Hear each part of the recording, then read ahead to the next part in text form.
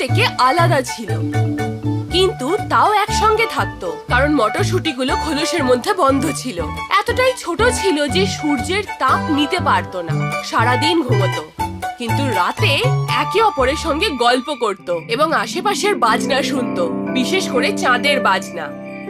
যখন অর্ধচন্দ্র থাকতো তখন চাঁদ নিজের দুই প্রান্তের রূপোর সুতো লাগিয়ে নিত এবং হাঁপড় বাজিয়ে গান গাইতো মটরদের জন্য।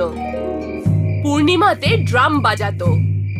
মটরদের ঘুম ভেঙে যেত চাঁদের জোরে জোরে ড্রাম বাজানোতে, কিন্তু চাঁদের বাজনা শুনে প্রতিটা মটরের প্রতিক্রিয়া আলাদা আলাদা হতো। আমার ড্রামের আওয়াজটা দারুণ লাগে, বুম বুম বুম, দারুণ লাগে আমার। ক্যাস্টানেটস আমার খুব ভালো লাগে, খুব শান্তি। আমার হাঁপড় বাজানোটা ভীষণ ভালো লাগে, খুব ভালো।